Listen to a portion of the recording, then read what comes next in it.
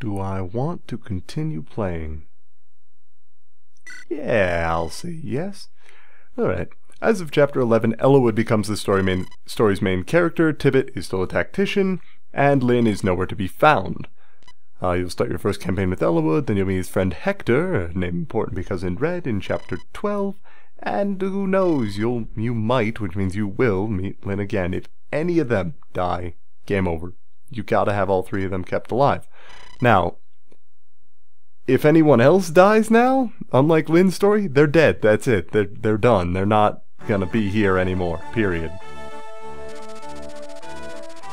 Once dragon fought man in a war called the... Hey, this is the intro again.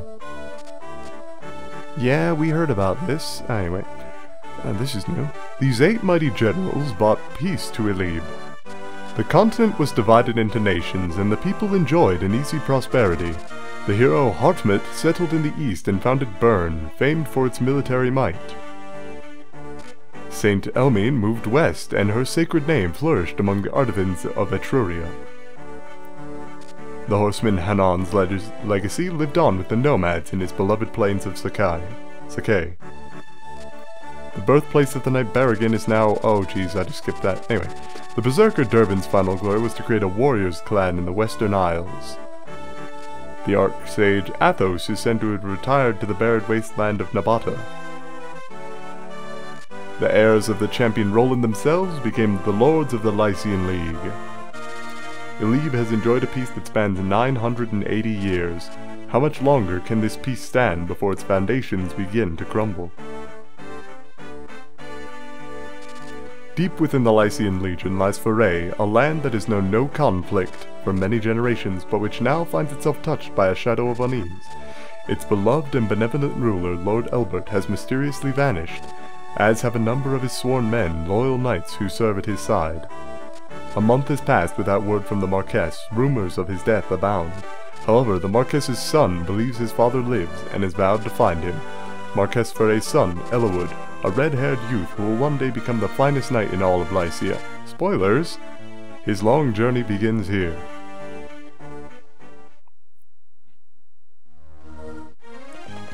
Alright. Lord Eliwood, we leave on your word, I see, thank you Marcus. Alright, so Eliwood and Marcus, 2 brand new units, and his mother come to see him off. Say goodbye to her, we're never gonna see her again. Eliwood is absolutely certain that his dad's alive though, so that's his quest, that's the reason he's going off. Not like Lyn who wants to find revenge against bandits, Eliwood wants to find his dad.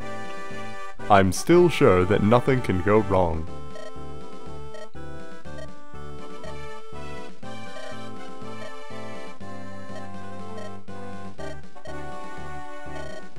Alright, so the reason you don't start with a larger party despite starting with literally an entire part of a nation behind you, as the prince of it, is because Eliwood wants to leave his mom with guards. Because his dad might be dead, has already gone missing and took some of the guards with him, he doesn't want to leave her unguarded. And now there's a little guy called Lowen. Battle music. Grozny? Gesundheit, sir. Alright. So here we find Lowen, the guy who can never see. Are you sure, Lowen? This girl has more details. Who's this?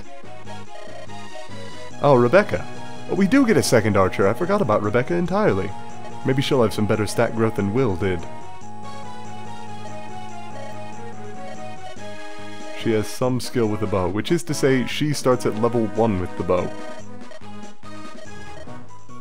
Also a tactician who is staying at the inn. Sup everyone, we're back.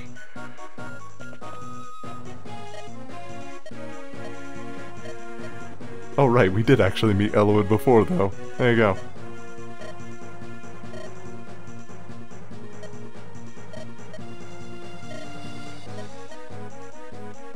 Alright. So you start with 4 units in this fight, an upgraded paladin at the very beginning who is going to be your crutch character. You've got Lowen, the cavalier, level 2, but already with some decent stats on him, some fairly poor luck and nearly no resistance. Not to mention Sane is still sitting somewhere in the wings. So, he's going to be fairly good. But yeah, as you can see, you have Marcus the Paladin, 15 strength, skill, 11 speed, 10 defense, 8 resistance. He's an absolute beast, and he can wield 3 types of weapons, which means it is very easy to fall back on him and make him pretty much the sole unit you'll use for a while. I recommend against it. And unless you want everybody else in your party to be fairly weak, it's usually best to make sure that you train everybody up equally. To which end, we're going to make sure that we use Marcus just about as little as possible. Now, Eliwood can't seem to kill this unit on his first attack, so I'm going to send Lowen in, have him deal a hit. He might take one back, yeah, that sucks, but it's not going to kill him, there's no other units in range.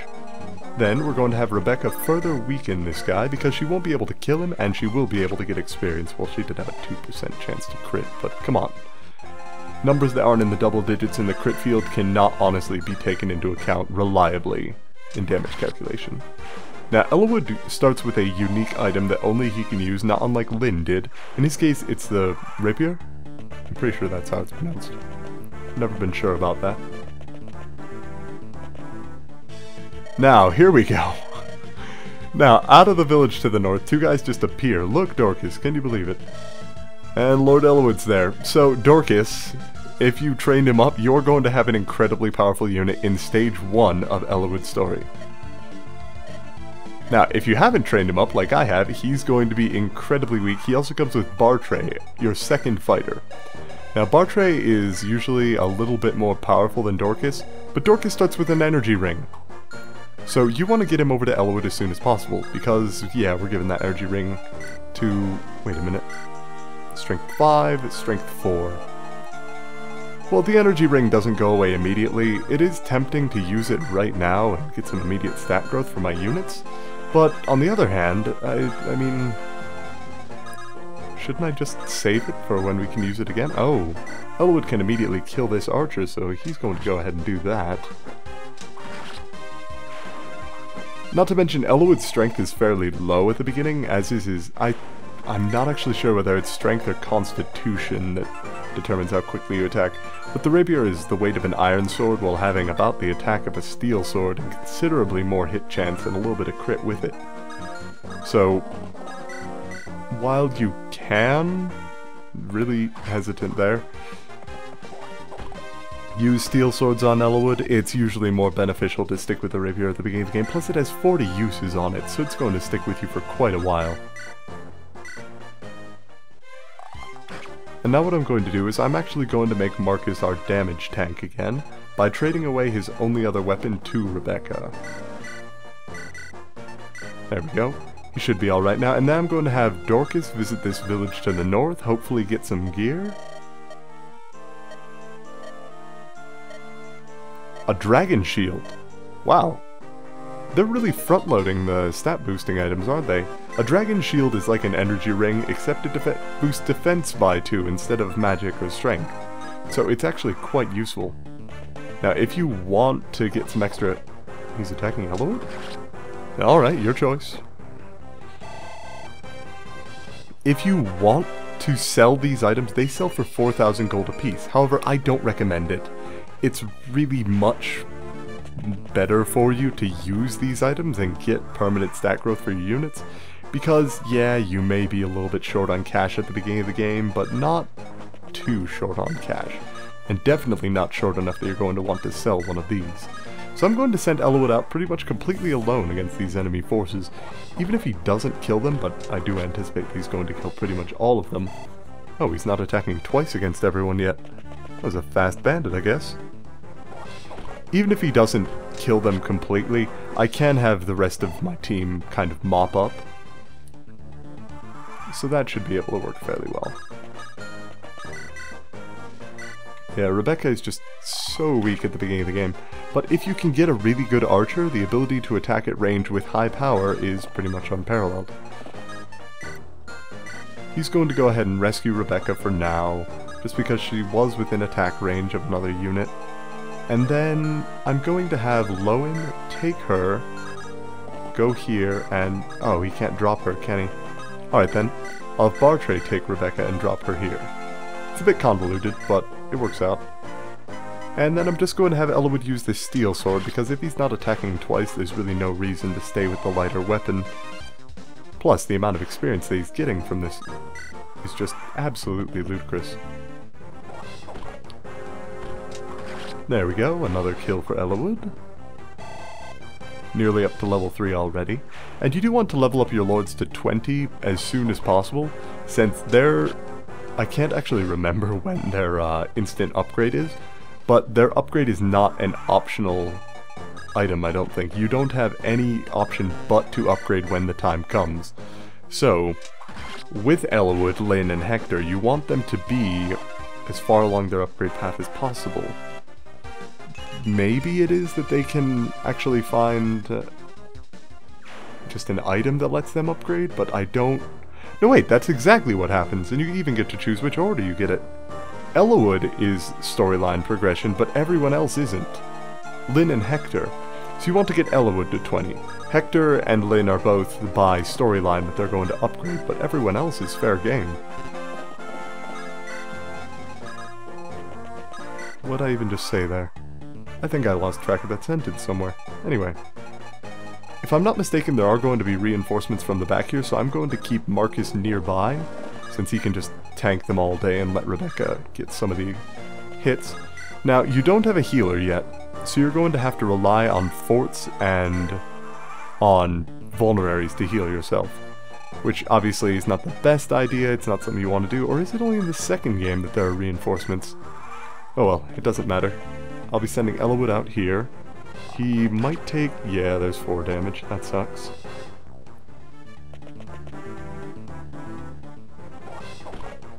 But it's much less likely that he's going to get hit by that bandit. So, Eliwood is now actually getting strength already, which is good. He's up to 6 strength, and usually Eliwood does not have the best strength growth that you've ever seen, so... it's never a terrible idea to make sure he's alright in that department. But I am going to have him take out this archer this turn. I think that the bandit should attack Rebecca this turn, but he shouldn't be able to kill her. And then she'll just be able to attack him or heal or whatever she needs to do.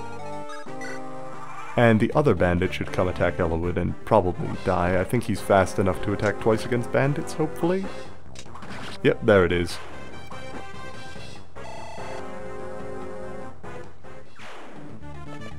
There we are. Oh, 11 damage, damn. Maybe I don't want Rebecca taking hits from this guy, actually. I do want her to get experience, so I'm going to stick her in this back bush and have her attack. But it's not going to be enough to kill the unit, and it's simultaneously not going to be enough that... or not going to be... Eliwood's not going to be able to do enough damage that Rebecca's going to be able to get the kill there. That was a bit too hard to get out. Anyway. So Eliwood's already level 4, strength and resistance, good level up, both stats he needs.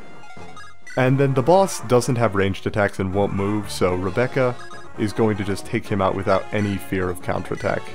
So if you look, he just has an iron axe and he's not going to move from the village. This will get Rebecca plenty of experience that she desperately needs to level up at the beginning of the game, because she only does 4 damage per attack, and has a 68% chance to hit, which is terrible. But then you take into account that anytime she does hit, Grozny will heal the next turn, and then she'll also get 10 experience or so from hitting the boss.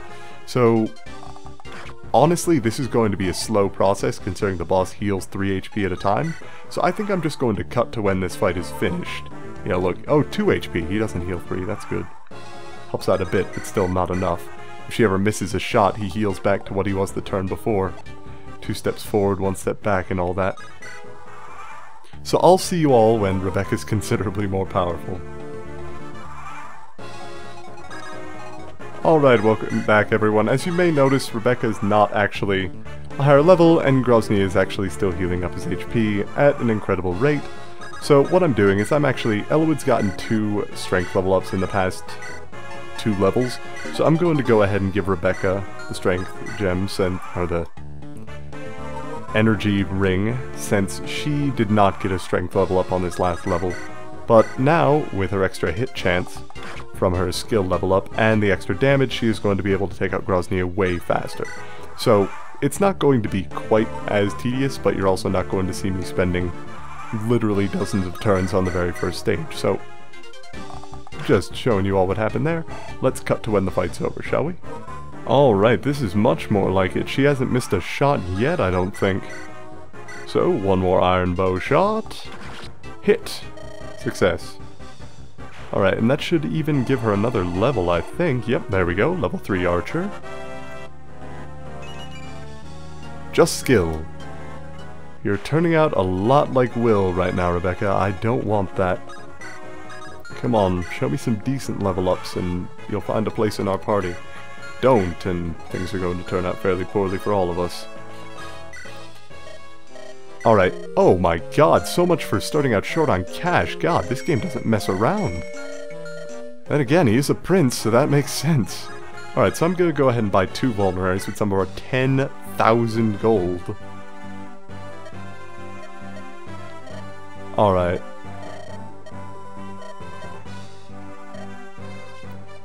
So apparently Laos is not being protected from bandits anymore. And they're readying for war.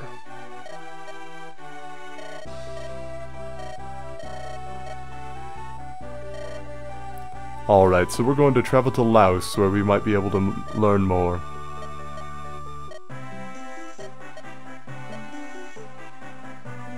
Alright, so naturally we accept because saying no would end the game.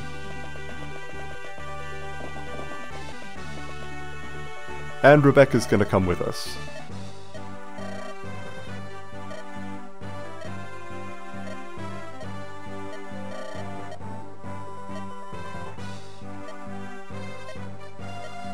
And she's looking for her brother, apparently. There you go.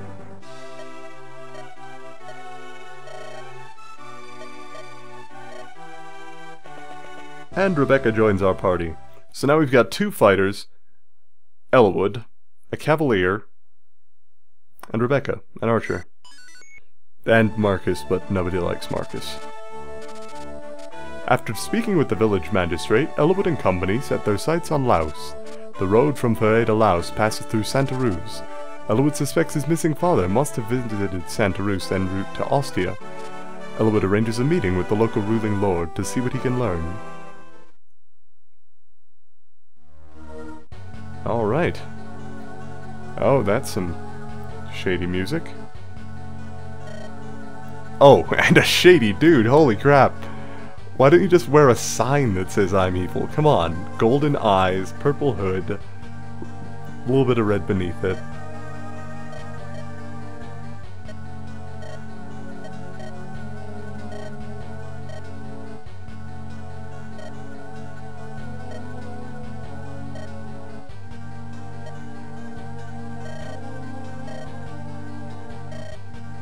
Alright.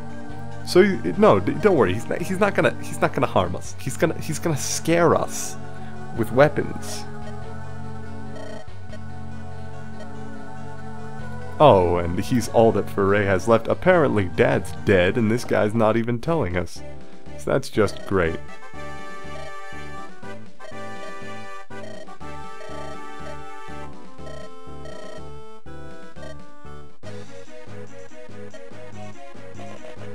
Alright, so we got a couple of lance-wielding units, and... Oh my god. Oh, look at his chubby little face. Just look at him, he's cute.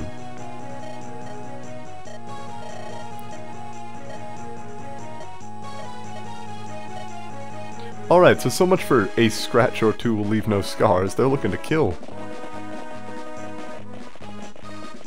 Oh, and they brought a nice little group with them, jeez. Ah, there we go. Yeah, sup, Dorcas? Natalie Silveray? Yeah, that's cool. Guide your axe. Yeah, just like old times on that one, right? Alright, so first things first, we're gonna have Marcus drop by this village up here. Now, this guy actually gives us technique. If you've no skill, you won't hit. Oh, man, they are front-loading the items. I'd forgotten about all this. A secret book. Like the other stat-raising items, but for skill, it increases it by 2. So, what you're going to want to do, you actually have pretty much no goal here other than to kill the enemies, but they're all going to be charging at you. So what you want to do is you want to set up a little base with this fort here.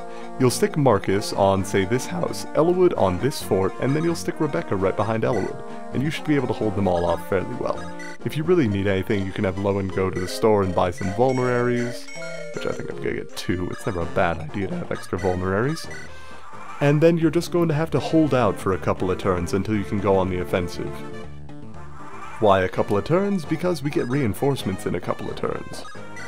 So, this guy can't actually move on to this platform before you do, and if you can actually see right between those 2 boxes at the middle of the screen, just left of Eliwood, there's an armory. So, once we can get Eliwood over to that armory and get him an iron sword, he'll actually be able to fight much better, but for now, we're going to have to stick with the steel sword, because I don't want to use too much durability on that rapier. Rapier? Rapier? The thing? Words? Anyway. Rebecca can nearly kill this unit, but not quite. He might actually move around and attack her on this next turn, but that would be fine. Yeah, he should be alright. Oh, he's gonna move on to the peak. That's actually a bigger problem. Yeah, he could move from the peak onto something else. Alright, I still think he's going to attack Eliwood, though. The enemy units seem to have a distinct love for your main characters.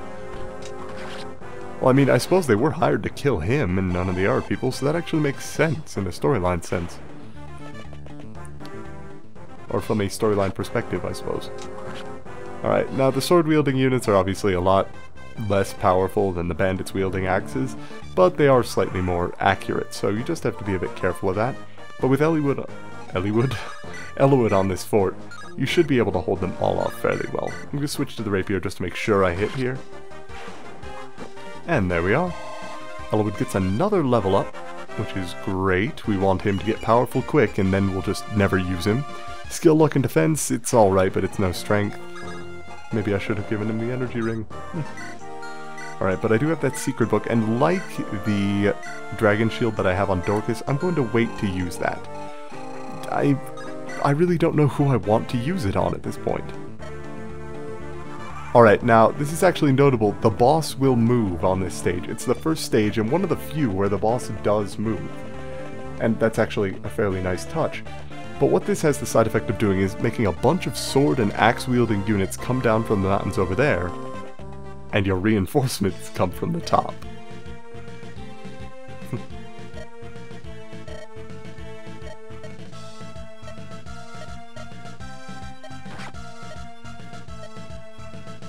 Alright, so dude just gets cut down immediately. Alright. Hello again, Sarah. Hello again, Matthew. Hello, unknown people. Oh, Oswin. Oh, but we're not going to actually get to use Matthew or Sarah this fight. There you are. But instead, you're going to get a unit better. You get Hector. One of the 3 lords. Hector is arguably one of the best lord units of all time. He has an incredibly powerful axe that he starts with, but he doesn't even really need it. His strength growth, as well as his skill and speed, are so ridiculous that you really don't need to worry about just about anything while Hector's around. Not to mention, Oswin is probably one of the most powerful knights you'll find in this entire game. Plus, you don't immediately have to upgrade him at level 12. There we go, Hector's gonna... I need to get Hector some of this early experience, so he's going to be taking on a lot of these lance-wielding units, which I think is why they front-load them all there. They've got all the lance-wielding units going straight to Hector, and all the axes and swords going to Eliwood. I'm sure it's coincidence. Not really. I'm sure it's not coincidence. But as you can see, for an axe-wielding unit, Hector is really fast. Not, obviously, due to the fact that he can hit soldiers twice, because soldiers are ridiculously slow, but you'll see this from his stat growth in the future. Hector just has the ability to turn into one of the greatest damage dealers, period. And with the best weapons at the end of the game, he can be dealing upward of 20 to 30 damage. Which, needless to say, is fairly ridiculous. Now, it's good that none of them are attacking Oswin, since Oswin is already a fairly higher level, while Hector is not. But we do want to get Oswin some experience eventually, so.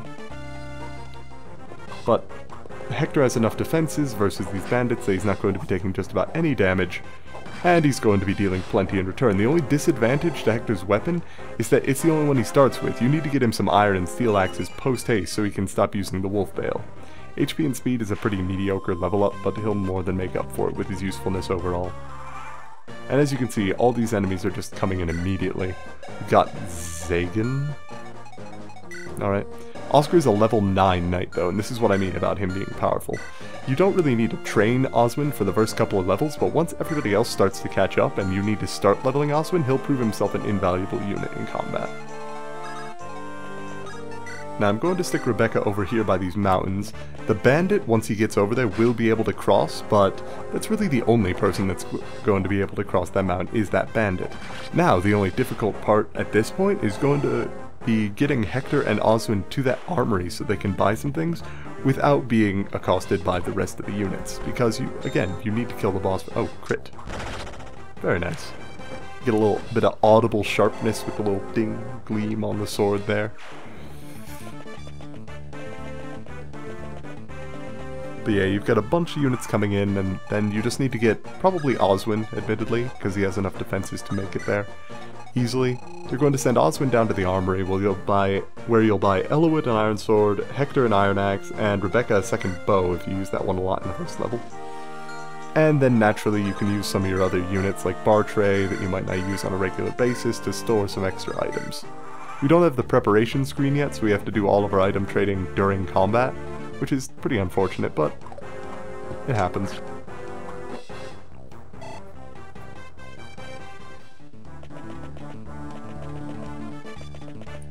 And since none of these remaining units are bandits, they're just fighters, it's impossible for them to cross that mountain, which means they can't get to Rebecca. Which is good. I mean, a mountain they could cross, yes, but a peak is just within the realm of fighters. Or bandits. The bandits are the only ones that can cross peaks. Them and possibly pirates, and of course flying units. Now Marcus is just going to be dodging all day and taking no damage from anyone that comes up to say hello, so he doesn't need to worry about that. Eliwood's going to be taking out the axe users. And after he does, I think we should be more than set to have him tear through the next couple of levels. The only problem at this point is going to be leveling up Rebecca, since, I mean, she's level 3 and that's alright, but she really needs some place to get experience where Eliwood's not immediately killing every unit that comes by. Level 6, not bad. Skill and luck, still no strength, that's alright. Still got plenty of opportunity to grow.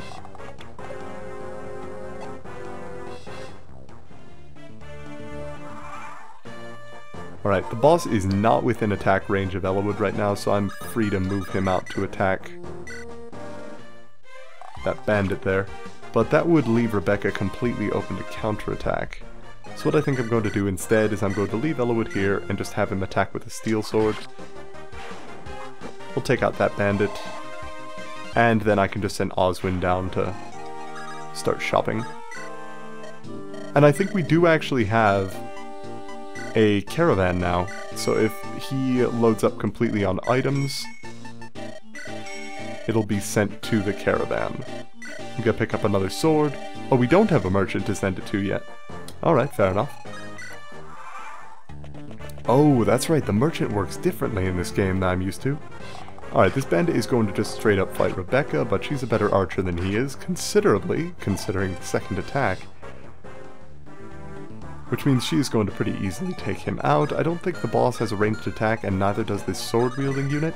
So Rebecca is going to just take out this enemy really easily at that. 95% chance to hit means that there's pretty much no chance that that enemy is going to live. What would it be? 1 out of 20 twice?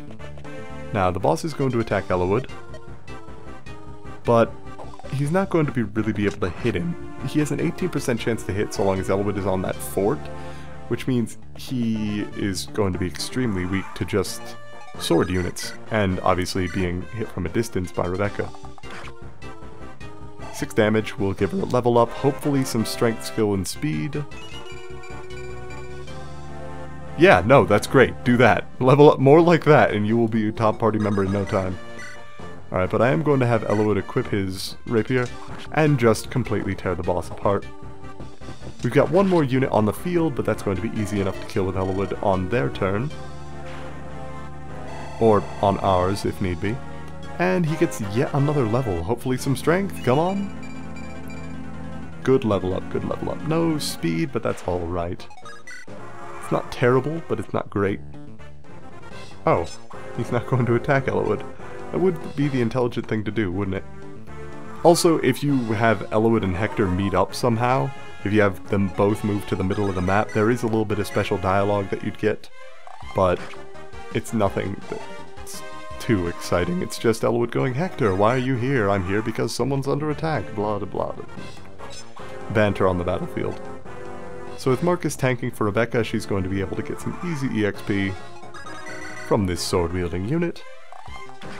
And that should be it for this chapter. I think that's all. No other enemies? We're good? We're good?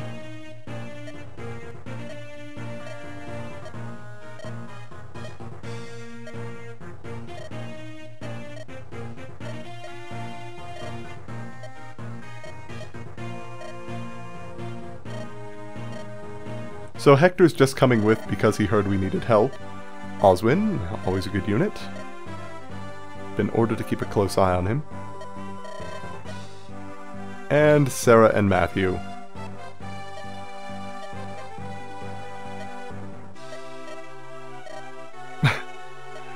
Alright, I'll admit. She is a cleric, she's not terrible, but she's alright. Here's Matthew. He's a thief. There you go.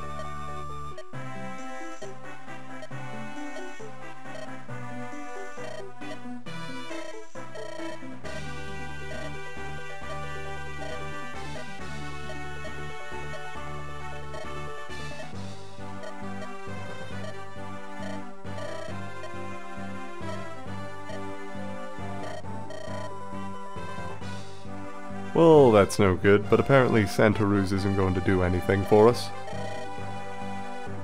Lord Hellman. I know something's happened to Lord Hellman through my ability to see cutscenes. Hooray.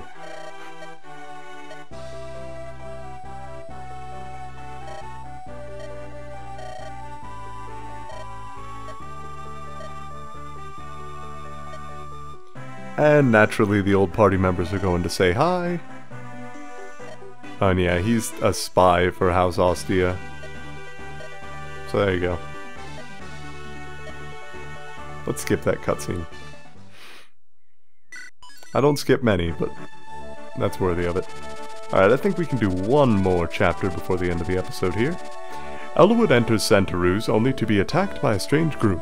In a desperate moment, he is rescued by a childhood friend, Marquez Ostia's younger brother, Hector. The assailant's leader reveals that an unknown party seeks Eliwood's head. Eliwood cannot help but think this is related to his father's disappearance. In search of more traces of his father's footsteps, Eliwood sets out for the castle of Lord Hellman, the Marquess of Santa Ruz.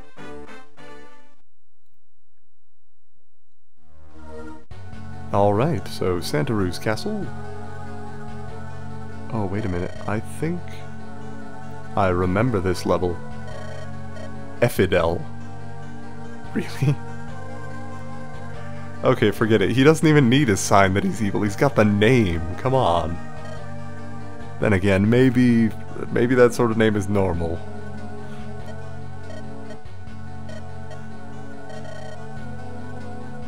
Oh dear, you don't...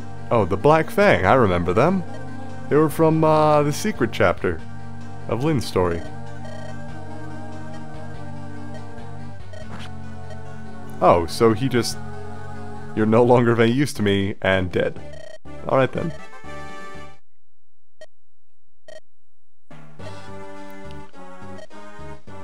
Alright, so Mr. Greenbeard here decides to taunt us from across a river? Really? And run to a castle?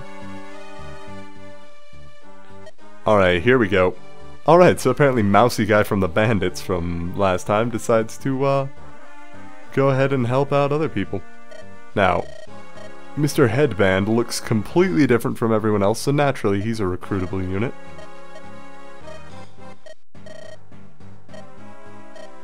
And then that man, what was his name, Matthew, hint hint, you need to talk to him with Matthew. So he is a Myrmidon, an extremely powerful sword unit that you're going to want to rescue. Yes, that's very nice. Now, you want to get to this village as soon as possible, but that requires a little bit of doing. Mostly because of the fact that, well, there's a bandit right there. If you don't kill that bandit, you're not going to get the item that's on that space. And admittedly, the item is fairly useless, but I'm loath to give up anything that I could have collected, so there you go. Luckily, we're going to be able to kill him with Lowen and Rebecca this turn, so we don't need to worry too much about that. But there are going to be even more bandits coming from the mountains soon enough, so we need to make sure that we move in there fairly quickly. Now, there is something notable about this map. You may immediately think that you want to go down to the right, bottom right of the corner, and then left across the map. And you do, but you also want to send a small party over to this village. Namely, probably just your fighters, since you don't really have any other use for them. You can then send this group around the bottom and have them take out some other units. And in fact, I think I'll take Hector along for that purpose, considering there's only one sword-wielding unit. But you want to send most of your main party around this way, because that's where the bulk of the enemies are going to be located. So we'll actually send Matthew around that... No, wait, we need to send Matthew south. What am I talking about? Alright, so who has higher defense? Oswin or Marcus? Oswin. Dang, good effort.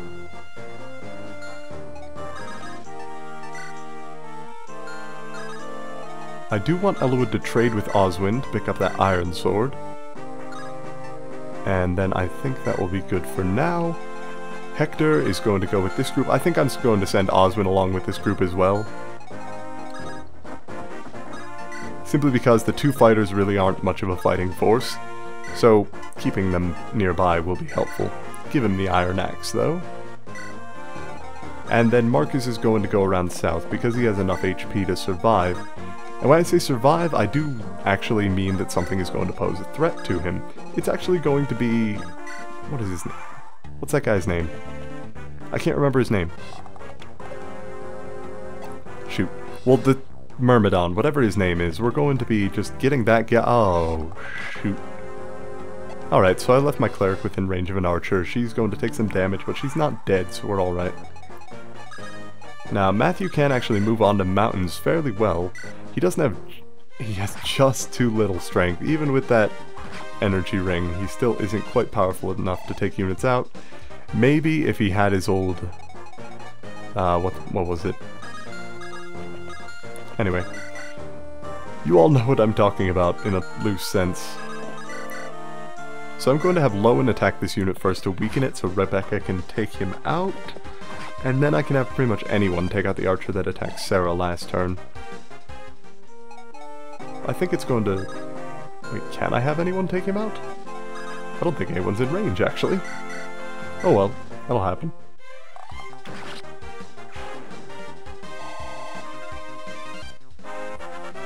So Rebecca gets another level up, level 5 archer, strength and luck, good level up.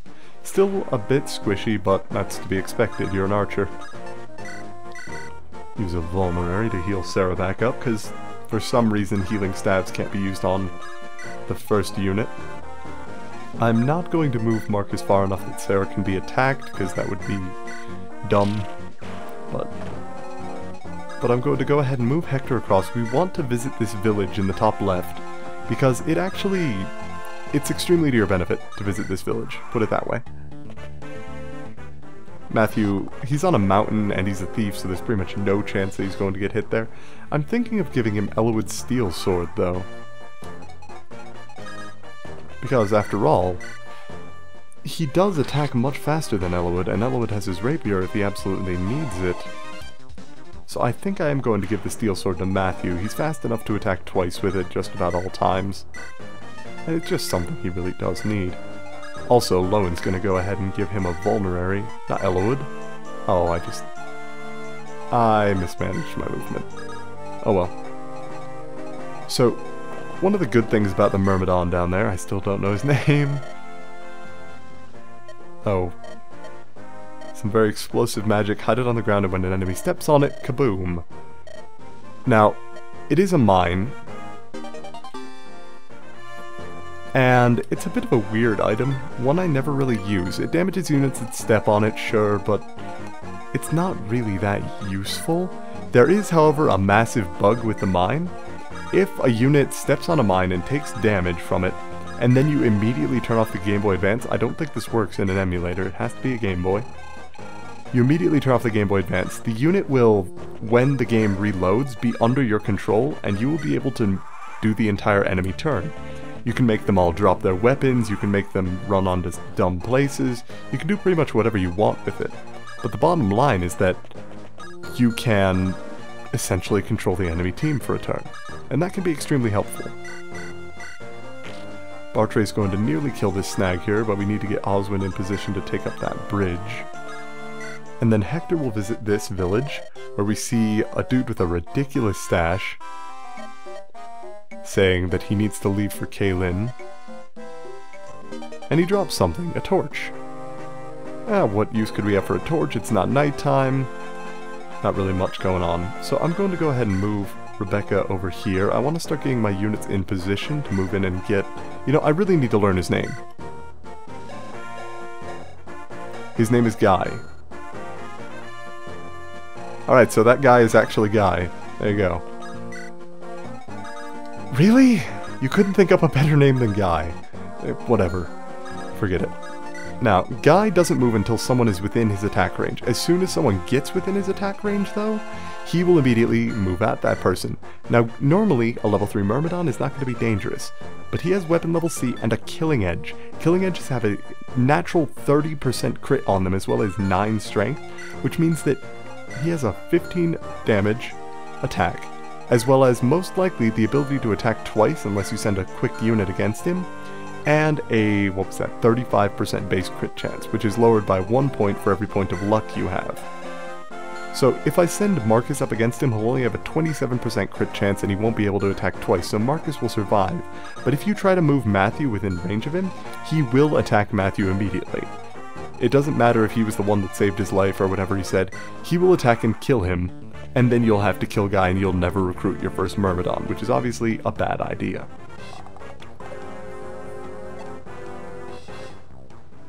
But for now, there are going to be tons of reinforcements, and that's really all you need to worry about for a couple of moments here. You could send Eliwood out to help fight against this, but with axe and lance wielding units, you really want an axe user here.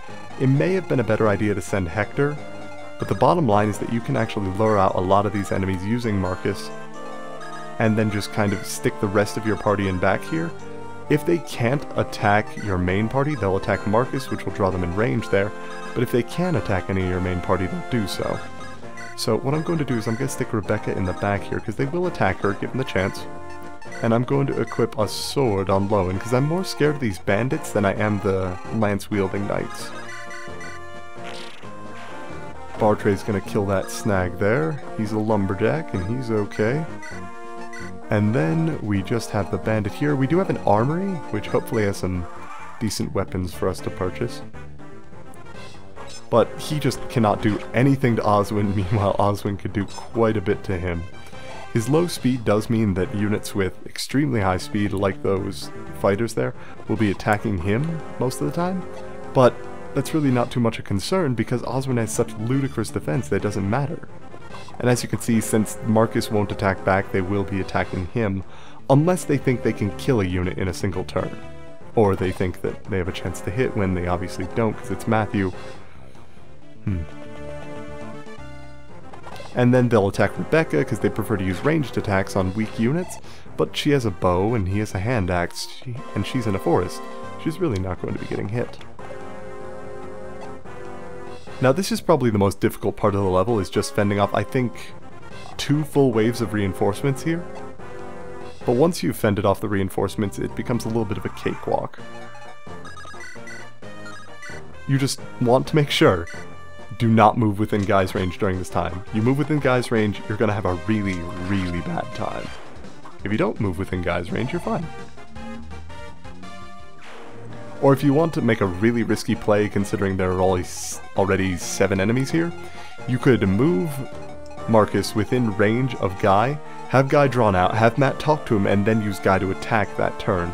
But that's, again, it's risky. You probably don't want to do it. Now Lowen can attack with an iron sword and nearly kill one of these archers, but can he actually kill the other one? He can. So I'm going to have Lowen take out one of the archers. And I need to get Sarah out of here, I think. She's not really going to be doing too much healing in these first parts. It's good to have a cleric. It's just not good to have a cleric near the main fight like this. Rebecca is going to take out that fighter. And then or that bandit rather. And then I think Eliwood should be, or Matthew should be able to kill this other unit. Steel sword, again, good idea on Matthew. Hit chance is a little bit lower, but what are you gonna do? Still enough to take out the archer, and Matthew actually gets a level up. Level 8 Thief, HP and Strength, good level up. You're starting to become a useful unit again, Matthew. And if you will notice, all the experience for the units that you had previously, they're exactly the same as they were. Their items have changed, but all their experience remains just the same as it was at the end of Lynn's story, which means that they haven't done any training in the meantime.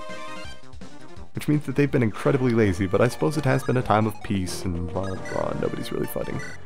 So I'm gonna equip Hector with an iron axe and send him down to fight all these bandits, while I try to take out all the units down here. I don't actually have to move Sarah because she's not in any immediate danger.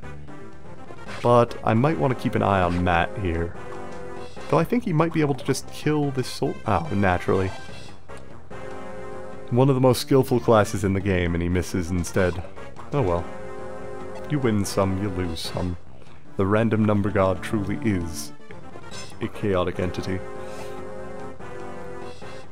So Marcus naturally taking no damage whatsoever. We got the archer moving up to engage on Hector. And we've got Matthew nearly taking damage. Not quite. Good times. Oh, and more reinforcements. What is that? Oh, more lance-wielding units. Well, that's just a cakewalk for Hector. He's not fast enough to double attack against this guy, though.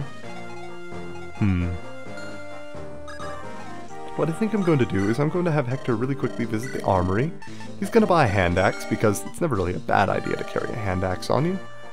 And then he's going to wait there. This unit is going to come up and attack him, but the archer isn't within range. Instead, I'm going to put Oswin within range of the archer. Good luck damaging that guy. And in the meantime, Rebecca can just take out this lance-wielding unit. Now, take into account, she has 2 extra damage from the energy ring, but even with 11, with 2 attacks, she should have been able to take that guy out anyway, so you should be good using her just about all the time.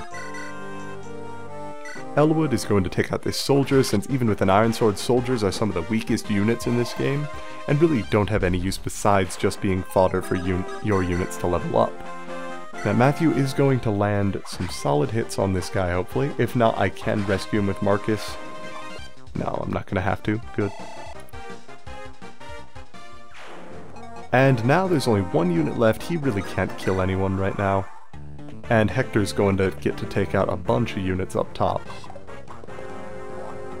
Which is good. And this is Hector's attack animation every single time, is drawback, leap into the air, crash down with the attack. Which I always thought was a bit weird. I mean, why not just hit them with it? Anyway, Matt is getting fairly low here, but there's no other units in range to really put him in danger, so he should be fine. And naturally, Oswin is going to take no damage whatsoever from some puny little archer.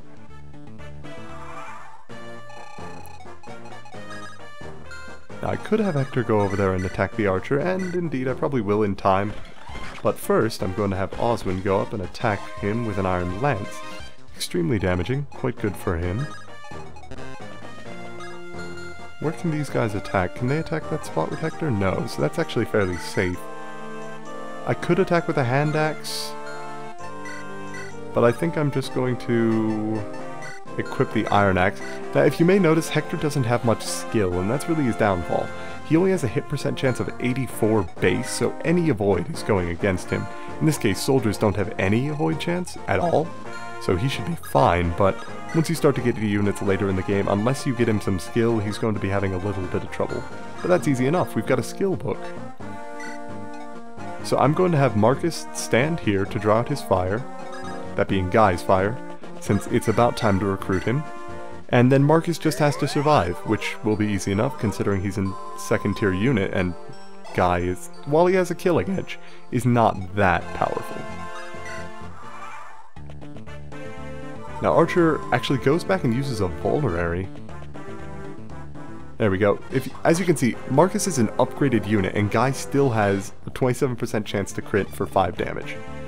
So that's absolutely beastly, and apparently these units don't want to attack Hector, instead they're just going to be suiciding themselves on Oswin. Which, you know, that's fine by me. Plenty of experience for the guy with the massive set of armor. Oh, he was just the only one in range of them, okay.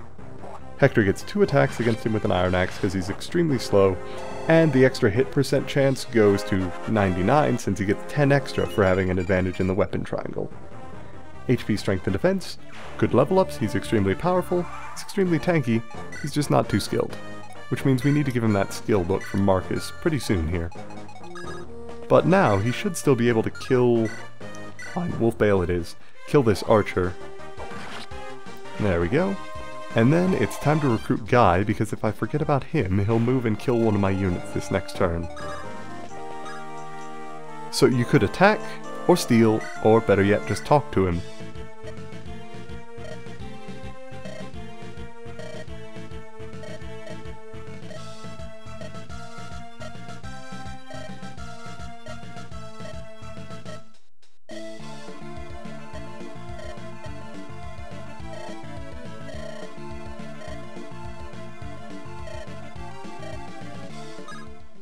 Don't worry, Guy, this is a much stronger line of work than what you're currently doing. So, Guy is an incredible unit, and I'm going to be using him a lot. He has pretty ridiculous strength growth throughout the entire game, and Swordmasters in general just remain one of my favorite units in Fire Emblem, which is the upgraded form of a Myrmidon, for anyone that doesn't know, and blah blah blah. But we do need to go get him a sword that isn't a killing edge, because we're not going to be using this killing edge except for in emergency situations. Mostly because we're not going to be finding another killing edge for quite a while. We need to get Hector some healing, so Sarah's going to get rescued by Lowen and carted over there. And then promptly dropped by Marcus, who's going to move out. Now, next turn we should be able to heal. I can send Guy closer to getting a sword of his own. And then we'll be just about ready to take on the boss, who's no doubt extremely confused by the fact that we're just sitting back and letting him live for a while we take care of our affairs over here. It's like, hey, are we gonna storm the castle and kill the boss after we've taken out everybody else? No, we're gonna go shopping and make sure that everybody's nice and healed. Makes perfect sense. And again, the boss I don't think has any ranged attack, so if Rebecca's actually able to do damage to him, she can take him out. But considering she has 14 attack and the boss has how much defense? Was it 12 or 13? 13. She'll be doing 1 damage. Not too impressive. But naturally, because Hector has the Wolfbale, which gives him an advantage against people on horseback and knights. Do I have to seize the gate to win? Yeah, so I could have him kill the boss now, actually. He'll actually have quite a bit of power. The boss does have a 1% crit chance versus Hector, though. That's not good. So really quick, I'm going to give Hector the secret book and Marcus the torch. Hector's going to move out here, use the secret book on this turn, get 2 extra skill. So now he's got 6, and with it a base 88% hit chance. It's not terrible. Well, no, it is pretty terrible, but it's not the worst thing we've ever seen. And Eliwood can come in as well, since his rapier also does extra damage, but the one that you should really use to do this fight if you want it to be fairly... What is with this crit chance on this boss? 4% crit chances, nobody has 4 luck? Really? There we go. Eliwood would be able to survive. It seems that he's quite lucky. Alright, so I can buy an extra iron sword for Guy. And if I actually send Sarah up there, I should be able to... Or Marcus for Sarah, since he moves a lot faster. I should be able to get her, yep, an extra heal staff. Good. It's just what we need now. So Hector... I'm really hesitant to have him fight, because even if it's a 1% chance, you'll learn in Fire Emblem, 1% chances, 1 out of 100 chances have a probability of happening 9 times out of 10 if they're on the enemy team. It's absolutely ridiculous. So Eliwood would take 17 damage, but he would deal 5 twice, and he isn't going to die. So, worst comes to worst, I can just rescue Eliwood out of here. But if the best things happen, then Eliwood should just take out most of this guy's HP. If he crits, that would be even better. And I do have someone in range to rescue him, right? Yeah, good, Oswin.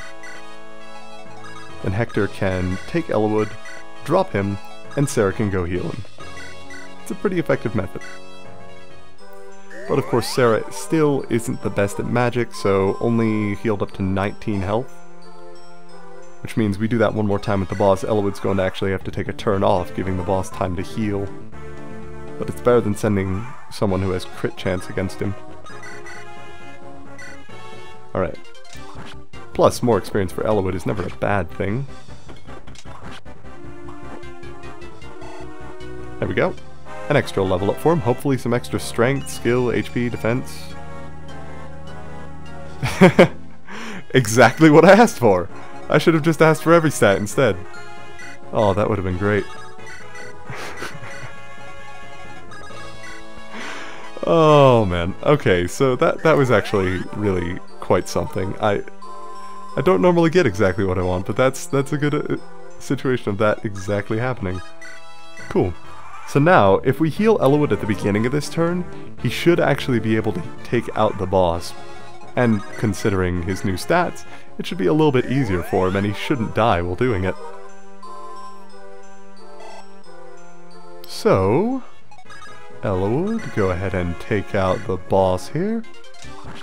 Just 2 attacks of 6, 77% chance to hit and win the level, and there it is. So he's quite upbeat about dying, and gives us almost a full level, not quite since he wasn't an upgraded unit, but what are you gonna do? Now, because we went to this village, if you have not yet visited this village before you're about to end the level, do so. Entering that village and getting the torch is the condition for getting the secret level after this to appear. Now, a lot of secret levels are actually, there are just strange conditions for unlocking them. That's probably one of the simplest. Beside the one in Lynn's story that you literally just had to progress in the storyline to get to, though. So we find the old dude just bleeding out on the carpet.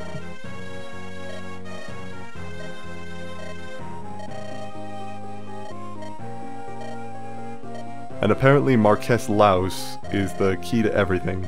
And the Black Fang, naturally. Because when isn't the Black Fang involved?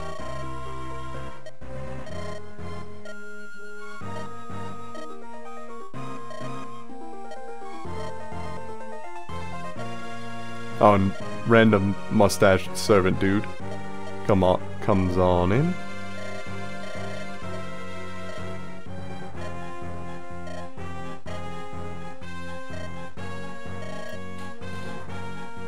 And Lord Hellman just dies, so yes, you want to accept this side quest. But that'll be next time. Thanks for watching everyone, and I'll see you in episode 7. This has been PA.